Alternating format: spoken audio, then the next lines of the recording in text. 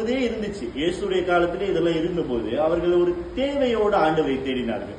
இப்படி இருக்கும்போது ஆண்டவர் அவர்களுக்கு ஒரு காரியத்தை சொல்கிறார். நானே மெய்யான என்னது மெய்யான தேவன், நான் மெய்யான ஜீவ அப்பம், நான் தான் ஜீவ அப்பம், என்னை புசிக்கிறவன் மறிக்க மாட்டான், அவன் நித்திய ஜீவனை பெற்றுக்கொள்வான்னு சொல்லி அவர் என்னத்தை குறிக்கிறாருன்னா, இந்த ஹோலி கம்யூனியன் நம்ம எடுக்கிறோம்ல, அதை அவர் அப்பொழுதே அவர்களுக்கு சொல்லும் பொழுது சிலர் என்ன நடக்குதுன்னு சொன்னாக்கா, இந்த பரிசேயர் சதுசேயர்கள்லாம் என்ன நடக்குதுன்னா, அவங்களுக்கு இந்த போதனை கடினமாக இருந்ததாம்.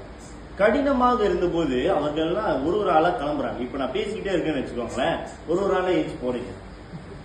அப்ப இப்படி போறப்ப ஆண்டவர் இவங்க இந்த 12 பேரை பார்த்து கேட்கிறாரு, நீங்களும் போய்விட மனதா இருக்கிறீர்களோ? அதுதான் எங்க மேட்ரு. ஹல்லேலூயா.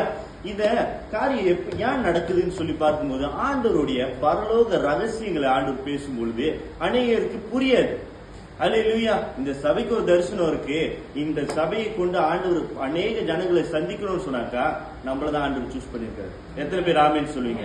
ஹல்லேலூயா. இன்னைக்கு ஆண்டவர் உங்களை பார்த்து கேட்கிற கேள்வியாகப்பட்டது, நீங்களும் போய்விட மனதா இருக்கிறீர்களோ? ஹல்லேலூயா. உங்களுக்கு ஒரு அபிஷேகத்தை ஆண்டவர் வச்சுட்டாரு, உங்களுக்குள்ள ஒரு வரங்களை வச்சுட்டாரு, உங்களுக்கு ஒரு தரிசனத்தை வச்சுட்டாரு.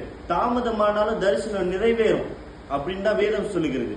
ஆனா அந்த காத்திருக்கிற நேரத்துல பிசாசுக்கு இன்னொரு பேர் இருக்கு, வழிபோக்கன். என்னது? வழிபோக்கன். உங்களுடைய வழிய அவன் என்ன செய்வான்? வழி விலகி போக செய்யறது அவனுடைய வேலை. இந்த வழிபோக்கன் என்ன செய்வான்னு சொன்னாக்கா, உங்களுடைய தரிசனத்தின் பாதையில நீங்கள் போய் கொண்டிருக்கும் போது அந்த பாதையில ஏதாவது ஒரு இடரல இல்ல ஒரு தடங்கள் உண்டு பண்ணி உங்களுடைய பாதை மாற்றி விட்டுருவான். அல்லேலூயா. இப்ப நீங்க இந்த சர்ச்சுக்கு வந்திருக்கீங்க, இப்ப இந்த ஜெப கூட்டத்துக்கு வந்திருக்கீங்க. are you here by your choice? உங்களுடைய தீர்மானத்தின் மூலமா வந்திருக்கீங்களா இல்ல ஆண்டவருடைய தீர்மானத்தின் மூலமா வந்திருக்கீங்களா? பிராங்கா பேசுவோம். ஓகே, ஆண்டவர் தீர்மானிச்சிட்டாரு இன்னைக்கு நீங்க இருப்பீங்கன்னு சொல்லிட்டு. ஆனா உங்களால வராம இருக்க முடியுமா? முடியாது. முடியுமா? முடியாதா? பேசுங்க பேசுங்க. முடியும். அப்ப ஆகவே இதுல என்ன நம்ம பார்க்க முடியுதுன்னா, ஆண்டவருடைய தரிசனம் எம்எல் இருக்கு, ஆண்டவருடைய திட்டம் எம்எல் இருக்கு. அதை ஆக்டிவேட் பண்றது யாரு? நம்ம கையில. அல்லேலூயா. அதனாலதான் ஆண்டவர் அந்த 12 பேரை பார்த்து கேட்கிறாரு, உங்களுக்குரிய தரிசனம் நான் வச்சுட்டேன்.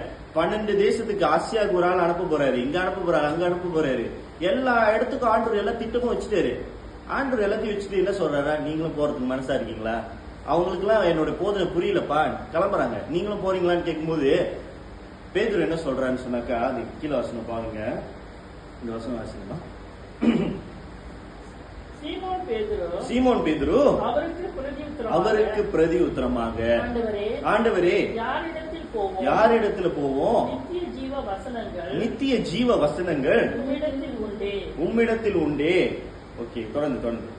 நீர் ஜீவனுள்ள தேவனுடைய குமாரனாகிய கிறிஸ்து என்று நாங்கள் விசுவாசித்தும் அறிந்தும் இருக்கிறோம் என்றான். அதற்கு இயேசு அவர்களை நோக்கி பன்னியவராகிய உங்களை நான் தெரிந்து கொள்ளவில்லையா? இது உங்களுக்கும் தான். இன்னைக்கு நீங்க கேட்டு இருக்கீங்க, உங்களுக்கும் தான். உங்களை நான் தெரிந்து கொள்ளவில்லையா?